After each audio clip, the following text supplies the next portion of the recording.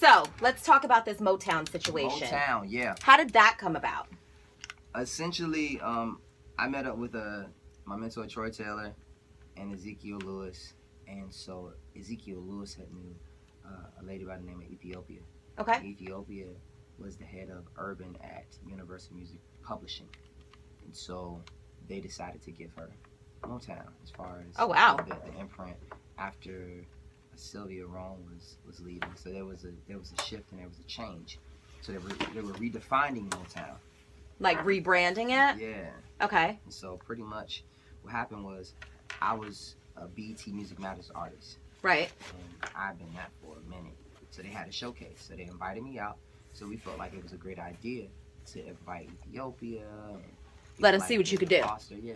Okay. Just to see. It wasn't even about being signed. It was just like, yo, just check out this artist that we got. You know what I mean? Mm-hmm. Tell us what you think. And so she loved it. She enjoyed the performance, and so she was just like, we need to do a deal.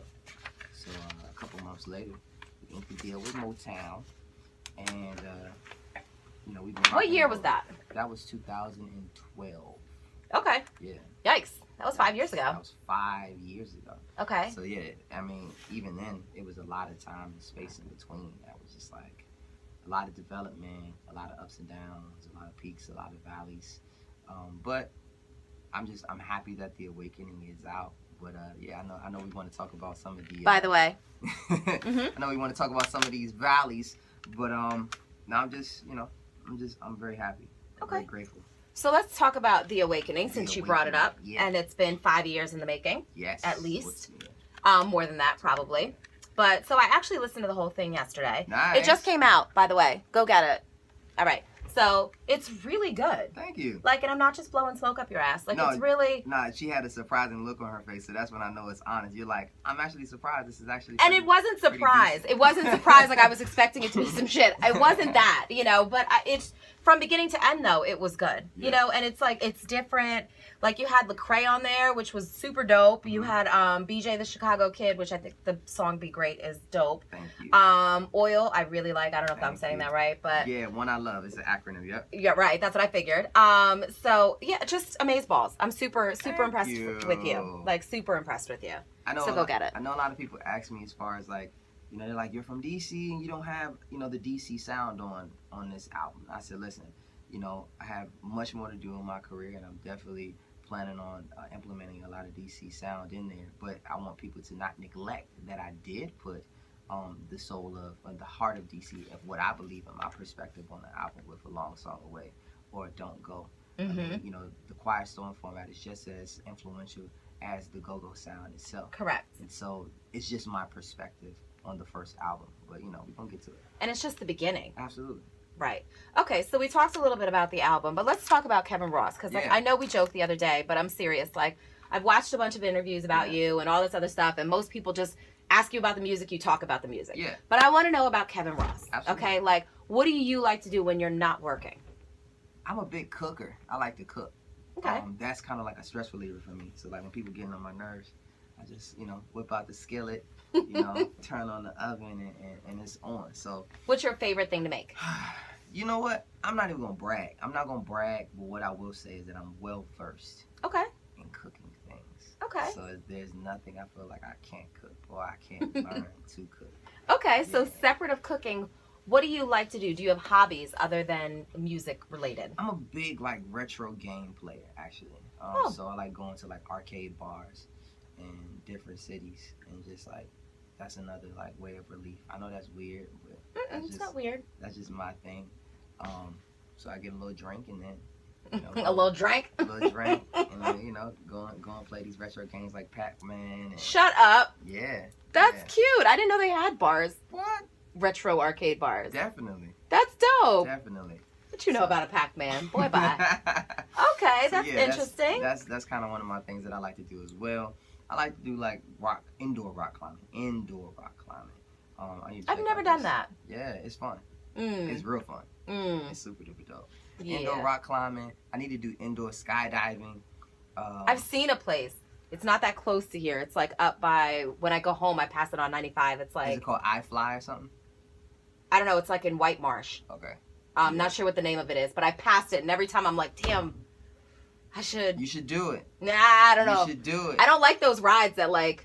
Oh, that drop. Like the See, free and fall? You know what? I don't either. But Okay. I think this may be different. And I need to take baby steps as far as like, because I was going to go skydiving. Okay. And what happened That's pretty ambitious. Yeah. What happened was that when I went there, like. I feel like it's about to be a setup. What had happened was. The day was perfect. Mm-hmm. Sky was clear. Mm-hmm. But. We good, right?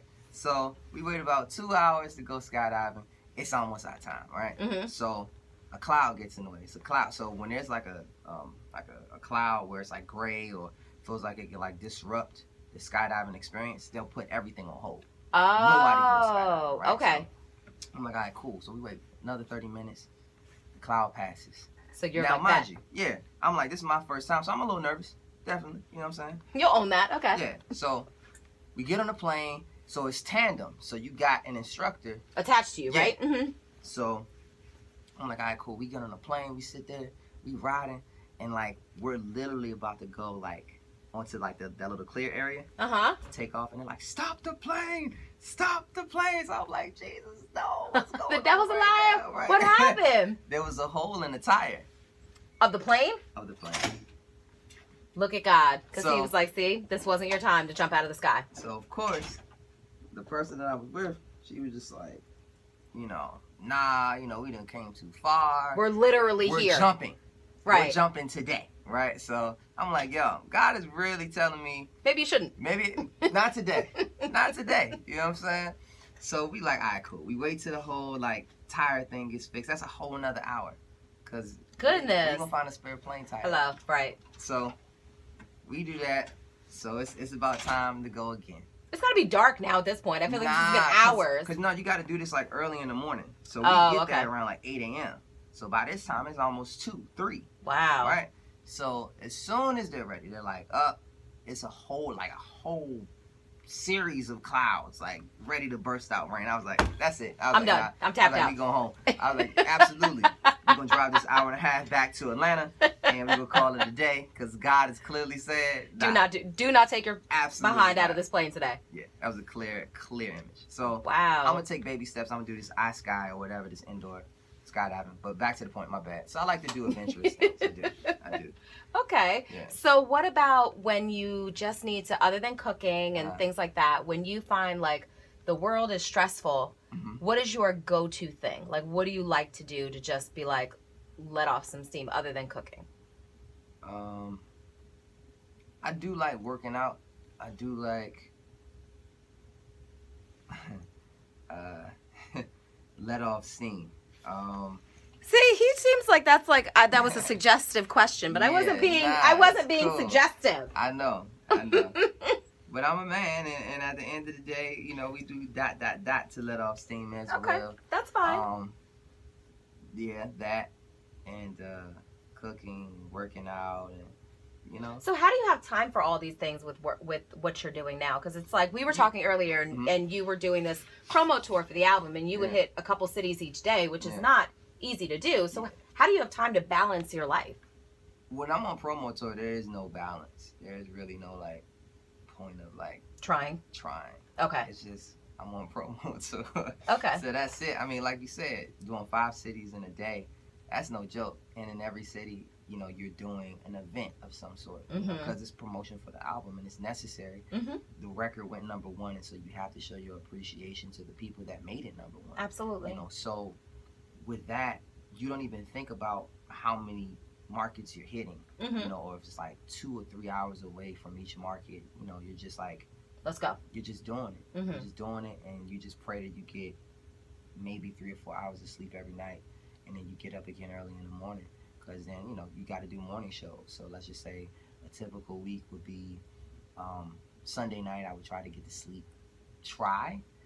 At The operative word. Yeah, around midnight or something like that. Get up around 5, do the first morning show. Like news, morning show of whatever city that is, and then you have to do radio, so maybe 2 or 3 radio stations within that city, and then you have an album listening event that evening, so you got to do sound check, and then you probably have a couple bloggers within that particular city. You do the album release, and that may take 2 to 3 hours, and then you start all over again. and maybe the next day is earlier where you do Tom Joyner in the morning, and you got to get up at 4 a.m. Mm-hmm. And I don't know why Tom does this because it's I feel like it's truly a test of your vocal ability or something. Oh, he'll put you on the spot and say sang? Well, yeah, you definitely got to sing. Oh, well, damn. Yeah, you definitely got to sing because there's an audience there. Oh. There's like rows of people within. Got it. Yeah, within the whole thing, where it was a whole ordeal. Yeah, so you do that, and then you got to catch a flight to the next city. And as soon as you get off the flight and get your bags, you're hitting radio. Like there's no stopping. And it just keeps going and going and going. Keeps going and going. That's pretty much the whole week. So when I'm on promo, I already know and condition myself. There's certain things that I just can't do while I'm out on the road. So like letting off steam, in certain ways that I would want to, I just can't. Gotcha. You know what I'm saying? So. Okay, so speaking of being busy and life kind of running away with you, like when you feel like so for me, right, I struggle sometimes with this industry that we're in, right? Like I am very spiritual. I'm very, I have a really strong, I think a really strong relationship with God. But sometimes I'm conflicted with what we do, you know? Definitely. So when you're in that kind of space, how do you snap out of that? Or what's your resource to break you out of that funk? I mean, like you said, it's a relationship. So we have to have conversations with God and definitely make sure that we are aligned, because every person... Which is very easy to be out of. I know, absolutely. Absolutely. So, it's a constant struggle every day with me. You know what I mean? Like, certain days I feel like, dang, I'm not conversing with God the way that I should. You know what I mean? I'm all out of whack. I'm all out of balance right now. You know what I mean? But even taking that time, like when I'm in the car or whatever, just pray. It's like, listen, guide me. You know, if I'm lost, align me. You know what I mean? If I'm in the dark, show me the way out of it. You know, because at the end of the day, like I say, if you're meant to, if you live to see it, you're meant to do it. And so, for me, it's like I have to trust my instinct. I have to trust the fact of like my sense of humanity, as far as like, I'm like naturally, when things are like good and bad for you, I try to trust that instinct a lot, because like you said, the industry is crazy. And so the industry standard of what good and bad is totally different. Correct. Versus morality. Morality, right? Exactly. You know what I'm saying? Like I have a very firm moral compass. Definitely. So yeah, a lot of stuff in this business will make you go crazy, or it'll make you seem like you're crazy for not for not doing something, or for not thinking a certain way, or for not feeling it. But you have to follow your moral compass, or you'll get lost, because this industry is about destroy and rebuild. They're going to try to destroy your character. They're going to try to break you down as much as they possibly can to build you in a way that they see you. Correct. Or the way that they want you to be. And that's, and so I didn't believe it until I actually got in it. And I was just like, wow, like they're really trying to break you. That's what it's designed to do, is to break you, to make you into this person. But for anybody who's seen Get Out, it's very, very true. I seen it yesterday, and the whole sunken place. It's a lot of people that live in a sunken place, where it's like they're taking a back seat to their life. It's like they're there, but they're not completely cognizant of the things that they're doing. They're doing it because they feel like it's a necessity. And it becomes routine. Yeah. Like you get obsessed with vanity. You get obsessed with, with fame. And you feel like you've done it yourself. You feel like, you're the reason why, because perception is built off of that. Right. Fans don't know any better, because this is how the industry was built. But until you show them different. So you got a Chance the Rapper that's out here, and he screams, thank you, God. You know what I mean? Which is so dope. Yeah. On a platform of the Grammys. So to them, on industry standard, that's not normal. Right, and they don't know what to do with it. You don't thank God, because we're built to be gods. That's the truth. That's true. That is very true. Okay, so let's give everyone your social media. Oh yeah, my bad. Yes. So that's at Kevin Ross Music, Twitter, Instagram, Facebook, Snapchat, you name it, I'm on it. Thank you guys for whoever has supported the album so far. If you haven't got it, make sure that you go and get it. It is available on iTunes, Spotify, Tidal, everywhere. The physical copies will be in by next week, so I'm super excited about that. That's Walmart, Target, Best Buy, All the major retailers. All the major retailers. So thank you guys so much, and make sure that you follow my journey because there's a lot more to come. That I believe. All right, let me get a drop from you. Absolutely. So basically, I just need you to give me two, and one is going to be introducing long song away. Yes. You can do it however you want. I just want you to end it with like, you know, and this is my single, long song away. Okay. Go ahead. Is it on? Yep. Yo, this is Kevin Ross introducing my single, Long Song Away, on 93.9 WKYS.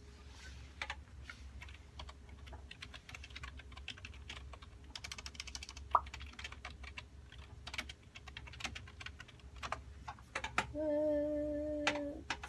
see, should be there. Yo, this is Kevin. Yep. All right. And then I need you to give me one. Absolutely. Go ahead. Wait, what's the show called?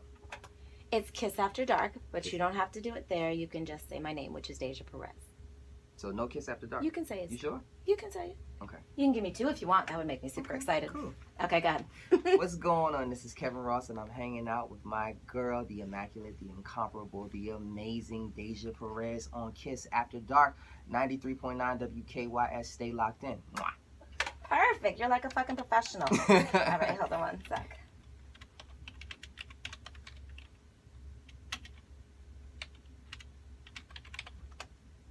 All right. Give me one that is just generic from That's just generic. I hate that. I'm such a germaphobe. It's generic for me that I can play during the day. Okay, Deja Perez, boom. Yep, go ahead. What's going on? This is Kevin Ross, DC Zone, and I'm hanging out with my girl, the one, the only Miss Deja Perez on 93.9 WKYS. Stay locked in.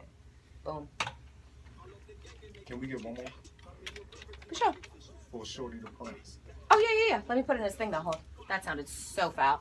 I'm going to put it in his folder. That's what I meant. Because that was like a lot of wrong. All at the same time. Is it DJ Shorty the Prince? Nope, it's just Shorty the Prince. Gotcha. And yeah.